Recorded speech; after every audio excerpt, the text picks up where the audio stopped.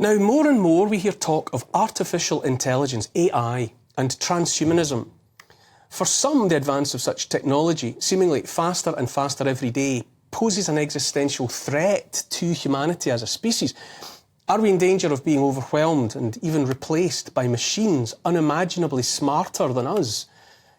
During the past 3 years, we were told to trust the science. Science and technology would save us, and anyone questioning that science or that technology was dismissed by the authorities and by the mainstream media that served them as stupid and downright dangerous. Has society been captured by scientists and technocrats, and should we regard the technological future they propose as a heaven or a hell? Joining me to discuss the double-edged sword of technology, AI and transhumanism, is Mattias Desmet, Professor of Clinical Psychology at Ghent University in Belgium. Are you there, Mattias? Yes, here I am, Neil. Great to see you, Mattias. I'll get straight into it because time's always against us. Do you think humanity stands at a fork in the road? Yes, I do think so.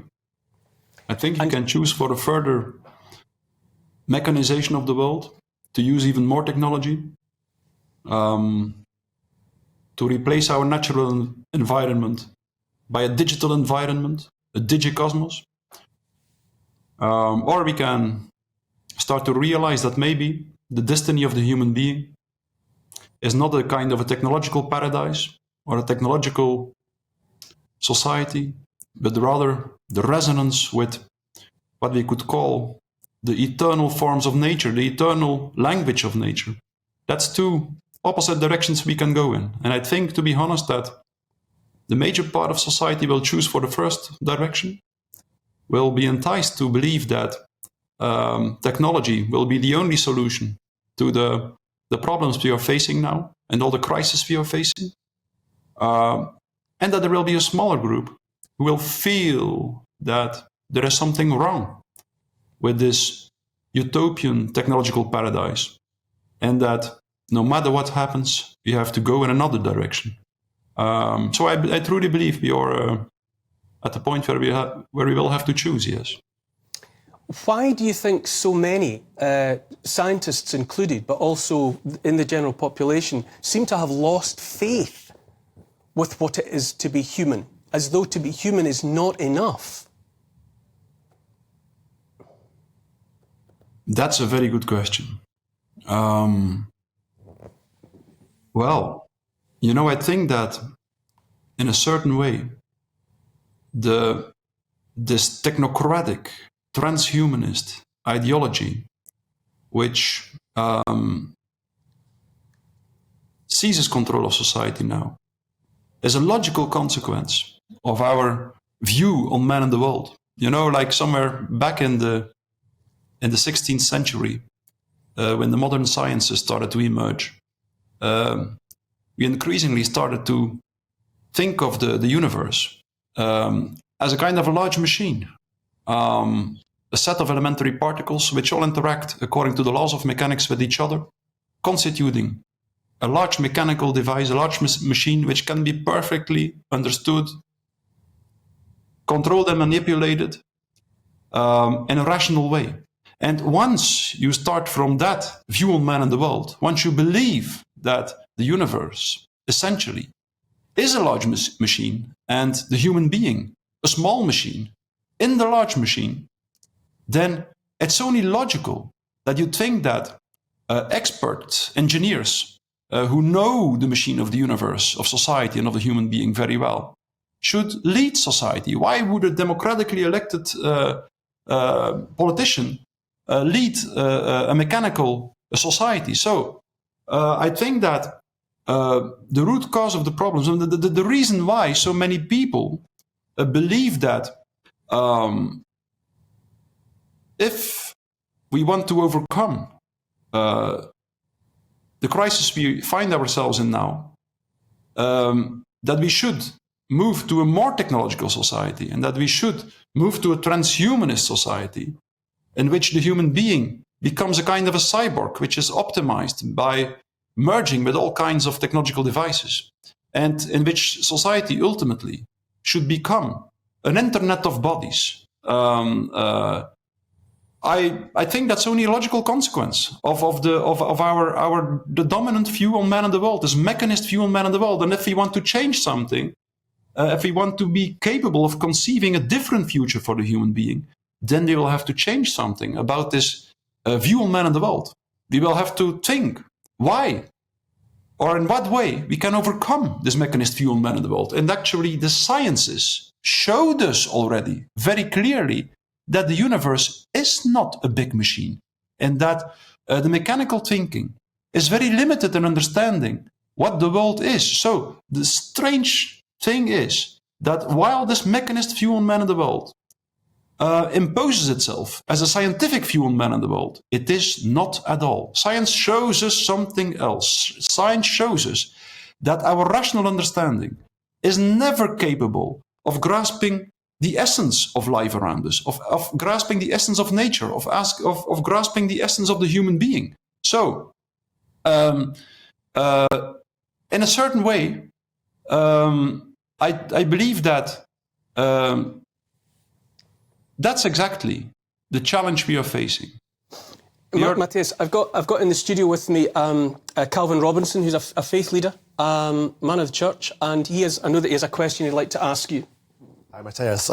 As we head full speed towards artificial intelligence and transhumanism, my question would be, where is God in all of this? That's a very good question. It's clear that in a materialist universe, and if you think that the universe is merely a material system in which there are only molecules and atoms, there is no God to be found in such a universe. The seminal scientists who of the 20th century all left that materialist universe behind, and in a certain way, almost all of them reintroduced the concept of God.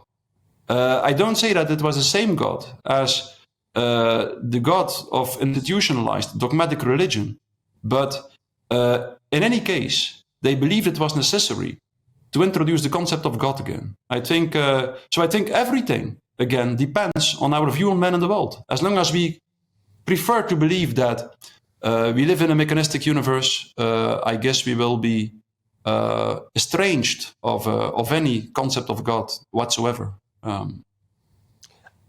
Mattias, the question asked before about basically, why we had so many people, scientists included, had lost faith in what it is to be human. Do you think it comes to some extent from a loss of meaning in people's lives? That the rational, the scientific, 250 years of science, having in an unexpected way made many people's lives devoid of meaning? Yes, of course. Yes, life is by definition meaningless in a mechanistic universe. Of course, the machine goes around without any meaning or purpose. But there is another reason why it led to the loss of meaning, namely this mechanist thinking led to the industrialization of the world, the use of more and more technology, and this in its turn, in a strange way, led to more and more loneliness. That's something very remarkable. The more the world is industrialized, the more technology is used, the more people feel lonely. Like in Great Britain, which is one of the most industrialized countries in the world, Theresa May, I believe, appointed a minister of loneliness because she acknowledged the extent of the problem of loneliness. And this, in its turn, once people feel lonely, they are typically confronted with a lack of meaning making, with a lot of free-floating anxiety, frustration, and aggression. And this makes them extremely vulnerable for propaganda. And that means that, in the end, what is created in our world constantly is a population which is completely in the grip of propaganda, which is like a blind ally of the people who use the propaganda and who weaponize all kinds of narratives to push the population in the direction of a more and more technocratic, transhumanist society. Is science now a tool of politics? Has science and have scientists lost their way? Well, at least there is a huge problem with what we believe to be science now, to represent science. If you look at, I don't know if you're familiar with the so-called replication crisis in the academic world.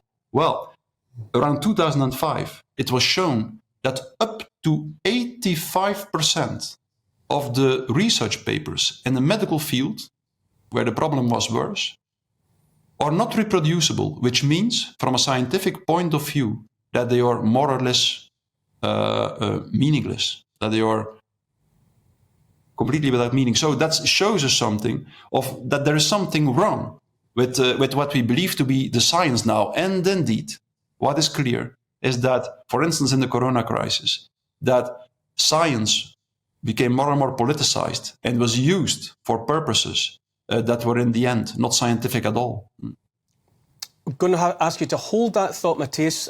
Stay with us through the 3 minutes of the break and we will pick up this conversation. Welcome back to Neil Oliver Live, where we're talking with Professor Mattias Desmet about all things artificial intelligence and transhumanist.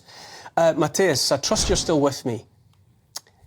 Mattias, I don't want this to be a pessimistic item for people listening.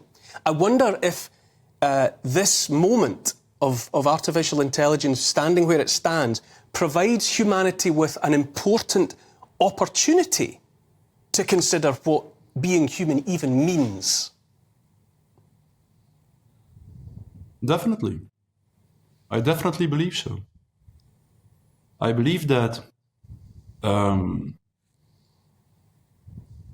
while a lot of human interaction and contact is replaced by digital contact, and even the human being itself is replaced by a digital substitute, we will more and more feel pressed to start to think about what the difference is between the human being and the machine. And I think there is a difference. There really is a difference, because that's so characteristic. Every time we try to replace a natural phenomenon by an artificial phenomenon, such as artificial intelligence, replacing natural intelligence of human intelligence, we see that the artificial phenomenon is very similar, almost identical, that it appears to be almost identical, but that there always is a small difference. That is always the case. Even if you create an artificial equivalent of simple mechanical devices, such as a pendulum, you will see that there is a very small difference, that the artificial phenomenon looks very much like the real one, but that this small difference contains the essence of the phenomenon. The essence, the small difference represents the soul of the phenomenon, the essence of the phenomenon. And that's extremely important.